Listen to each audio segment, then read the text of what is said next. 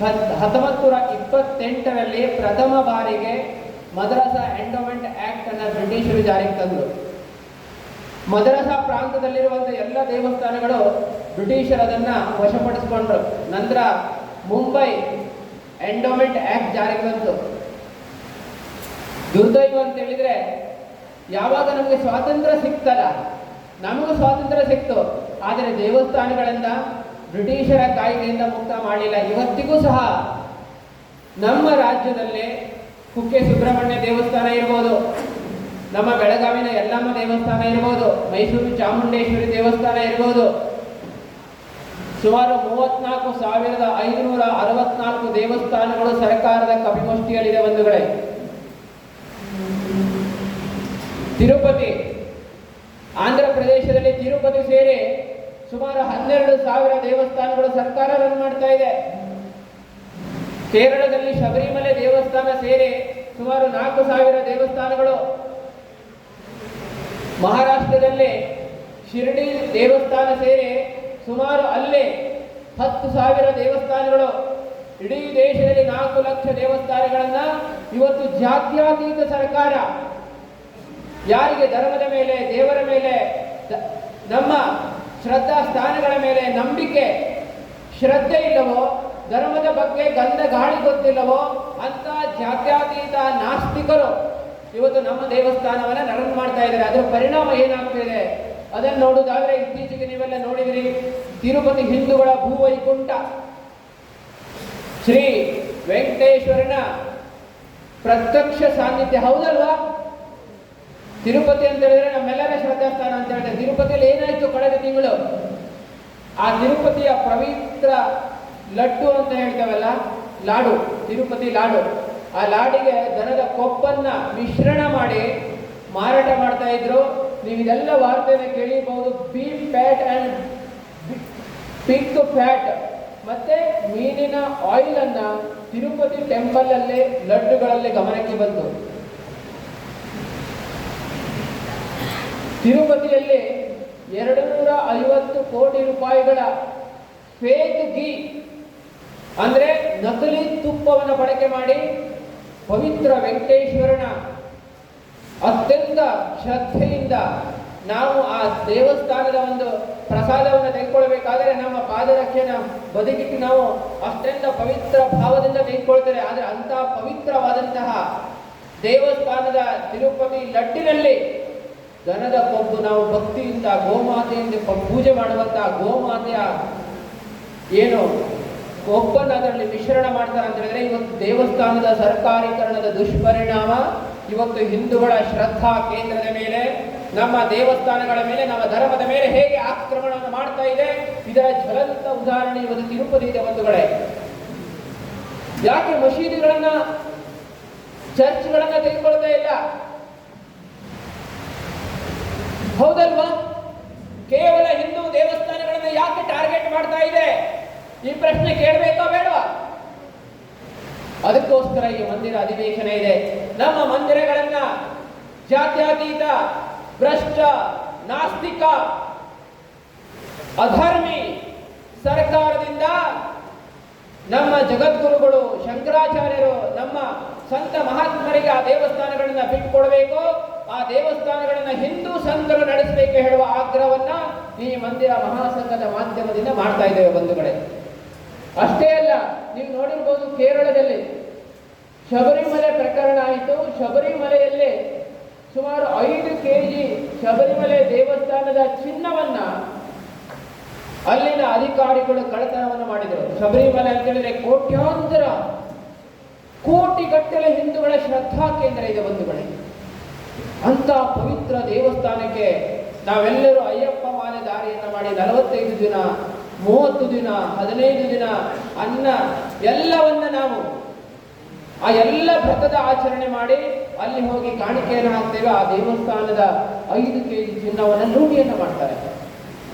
ಹೇಳ್ತಾ ಇರುವ ತಾತ್ಪರ್ಯ ಅಂತ ಹೇಳಿದ್ರೆ, ಇವತ್ತು ಭ್ರಷ್ಟರ ಕೈಯಲ್ಲಿ ನಮ್ಮ ದೇವಸ್ಥಾನಗಳಿದೆ. ತಮಿಳುನಾಡು ನಿಮಗೆಲ್ಲ ಗೊತ್ತಿದೆ, DMK ಸರ್ಕಾರ ಇದೆ. ಮೊನ್ನೆ DMK ಸರ್ಕಾರದ ಸ್ಟಾಲಿನ್ ಸನಾತನ ಧರ್ಮವನ್ನ ಹಿಂದೂ ಧರ್ಮವನ್ನು ನಾಶ ಮಾಡಬೇಕಂತೇಳಿ ಪ್ರಜಾಪ್ರಭುತ್ವದ ದೇಗುಲವಾದಂಥ ಅಸೆಂಬ್ಲಿಯಲ್ಲಿ ಹೇಳಿಕೆಯನ್ನು ಕೊಡ್ತಾನೆ. ಅಂತಹ ಸರ್ಕಾರ ಇರುವಂತ ತಮಿಳುನಾಡಲ್ಲಿ 40,000 ದೇವಸ್ಥಾನಗಳ ಸರ್ಕಾರದ ಕಪಿಮುಷ್ಟಿಯಲ್ಲಿದೆ. ಆ ದೇವಸ್ಥಾನಗಳ ಜಮೀನುಗಳ ಲೂಟಿ ಆಗ್ತಾ ಇದೆ. ದೇವಸ್ಥಾನದ ಚಿನ್ನವನ್ನ ಸುಮಾರು 1,000 kg ದೇವಸ್ಥಾನದ ಚಿನ್ನವನ್ನ ಸುಮಾರು 21 ದೇವಸ್ಥಾನಗಳಿಂದ ಸಂಗ್ರಹ ಮಾಡಿದ ದೇವಸ್ಥಾನವನ್ನ ಅದನ್ನ ಸರ್ಕಾರದ ಖಜಾನೆಯಲ್ಲಿ ಡೆಪಾಸಿಟ್ ಮಾಡಿ ಸರ್ಕಾರಿ ಯೋಜನೆಗಳಿಗೆ ಬಳಸುವಂತ ಧರ್ಮ ವಿರೋಧಿ ದೇವಸ್ಥಾನದ ವಿರೋಧಿ ಕೃತ್ಯವನ್ನ DMK ಸರ್ಕಾರ ಮಾಡ್ತಾ ಇದೆ. ಬಂಧುಗಳೇ, ಹೇಳುವ ತಾತ್ಪರ್ಯ ಏನಂತ ಹೇಳಿದ್ರೆ, ನಮ್ಮ ದೇವಸ್ಥಾನಗಳು ಸುರಕ್ಷಿತವಾಗಿಲ್ಲ. ಆ ದೇವಸ್ಥಾನಗಳ ರಕ್ಷಣೆಗಾಗಿ ನಾವೆಲ್ಲ ಹಿಂದೂಗಳ ಮತ್ತೊಮ್ಮೆ ಸ್ವತಂತ್ರ ಸಂಗ್ರಾಮವನ್ನ, ಧರ್ಮ ರಕ್ಷಣೆ ಹೋರಾಟವನ್ನ ಮಾಡುವ ಅವಶ್ಯಕತೆ ಇದೆ. ಆ ಕರ್ತವ್ಯವನ್ನು ನಾವೆಲ್ಲರೂ ಇವತ್ತು ನಿಭಾಯಿಸಿ ನಮ್ಮ ಧರ್ಮದ ರಕ್ಷಕರ ನಾವು ಆಗಬೇಕಾಗಿದೆ. ಬಂಧುಗಳೇ, ಮೊನ್ನೆ ಕರ್ನಾಟಕ ಧಾರ್ಮಿಕ ದತ್ತಿ ಇಲಾಖೆ 2026 ಜನವರಿ 13ನೇ ತಾರೀಕಿಗೆ ಒಂದು ರಿಪೋರ್ಟ್ ಬಂತು. ನಾನು ಆವಾಗ ಹೇಳಿದೆ, ಕರ್ನಾಟಕ ಸರ್ಕಾರದ ಬಳಿಯಲ್ಲೇ 34,564 ದೇವಸ್ಥಾನಗಳಿದೆ. 2026ರಲ್ಲಿ ಆ ದೇವಸ್ಥಾನಗಳ ಸರ್ವೆಯನ್ನ ಪ್ರಾರಂಭ ಮಾಡಿದರು ನಮ್ಮ ಮುಜರಾಯಿ ಸಚಿವರಾದಂತಹ ರಾಮಲಿಂಗಾರೆಡ್ಡಿಯವರು. ನಮ್ಮ ಅಧಿಕಾರಿಗಳು ಆ ದೇವಸ್ಥಾನ ಎಲ್ಲಿದೆ ಆ ಸ್ಕೆಚ್ ಅನ್ನು ತೆಗೆದುಕೊಂಡು ಆ ದೇವಸ್ಥಾನದ ಸ್ಥಳಕ್ಕೆ ಹೋಗಿ ನೋಡಿದಾಗ ಅದರಲ್ಲಿ 4,170 ದೇವಸ್ಥಾನಗಳು, ಆ ದೇವಸ್ಥಾನವೇ ಇಲ್ಲ. ಎಷ್ಟೋ ವರ್ಷಗಳಿಂದ ಮುಜರಾಯಿ ಇಲಾಖೆ ಅಧಿಕಾರಿಗಳು ದೇವಸ್ಥಾನಗಳಿಗೆ ಭೇಟಿ ಕೊಡ್ತಾನೆ ಇಲ್ಲ. ಆ ದೇವಸ್ಥಾನಗಳನ್ನ ಡೆಮಾಲಿಷ್ ಮಾಡಿ ಆ ದೇವಸ್ಥಾನಗಳನ್ನ ಯಾವುದೋ ಒಂದು ಬಿಲ್ಡಿಂಗು, ಕಮರ್ಷಿಯಲ್ ಕಾಂಪ್ಲೆಕ್ಸ್, ಆ ದೇವಸ್ಥಾನಗಳಲ್ಲಿ ಏನೋ ಮಸೀದಿ, ಚರ್ಚ್ಗಳು ಇವತ್ತು ನಿರ್ಮಾಣ ಆಗಿದೆ. ನಾವು ಹೇಳ್ತೇವೆ, ಸರ್ಕಾರ ನಮ್ಮ ಜನದ ಆವರಣವನ್ನು ಸ್ವಚ್ಛ ಮಾಡಿ, ದೇವಸ್ಥಾನದ ಪೂಜಾ ಪರಿಕರಗಳನ್ನು ಸ್ವಚ್ಛ ಮಾಡಿ, ದೇವಸ್ಥಾನಗಳನ್ನು 24 ಗಂಟೆಗಳ ಕಾಲ ರಕ್ಷಣೆ ಮಾಡುವ ನಮ್ಮ ದೇವಸ್ಥಾನದ ಅರ್ಚಕರಿಗೆ ಸರ್ಕಾರ ಸಂಬಳ ಕೊಡ್ತಾ ಇಲ್ಲ. ಸಾವಿರ ದೇವಸ್ಥಾನಗಳು ನಿತ್ಯ ಪೂಜೆ ಇಲ್ಲದೆ ಇವತ್ತು ಪಾಳು ಬಿದ್ದಿದೆ. ಬಂಧುಗಳೇ,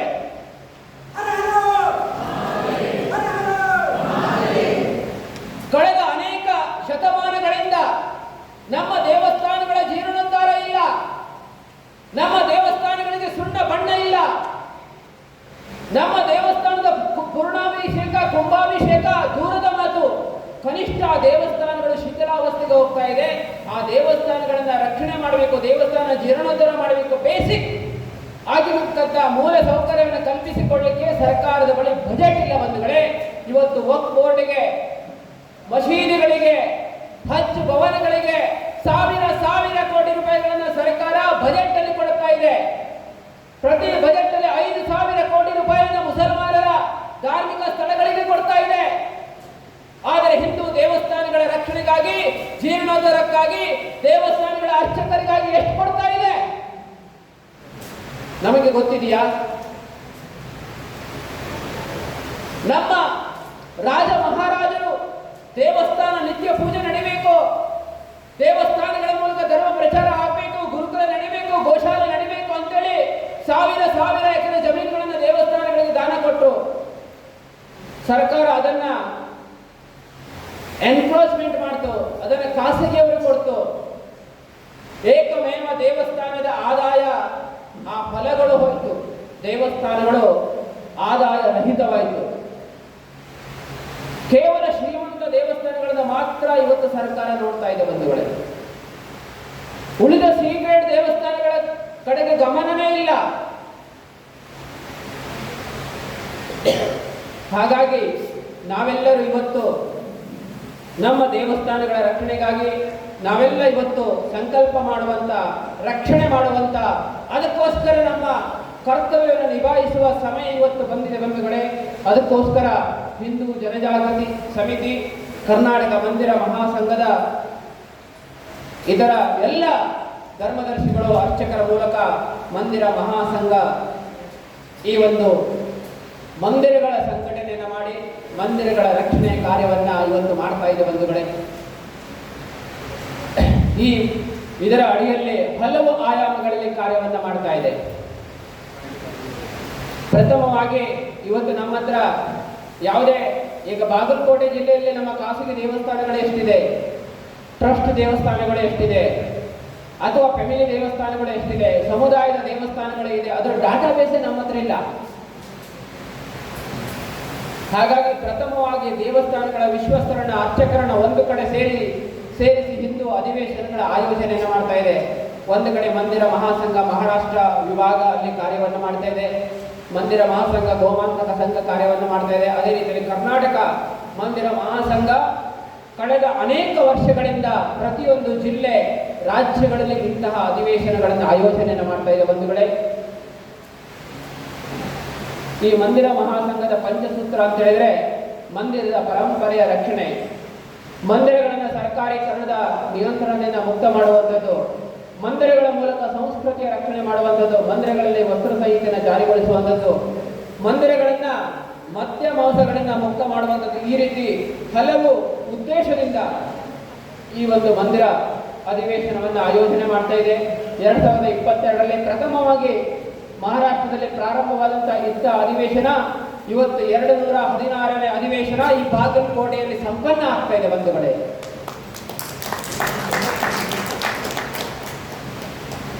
ತದನಂತರ ಮಹಾರಾಷ್ಟ್ರದ ಪ್ರತಿಯೊಂದು ಜಿಲ್ಲೆಯಲ್ಲಿ ಪ್ರಾರಂಭವಾಯಿತು. ನೀವು ನೋಡಿರಬಹುದು, ಬೆಂಗಳೂರಿನಲ್ಲಿ 2023ರಲ್ಲಿ ಮಾಡಿದ್ವಿ, 800 ದೇವಸ್ಥಾನದ ವಿಶ್ವಸ್ತರು ಭಾಗಿಯಾದರು.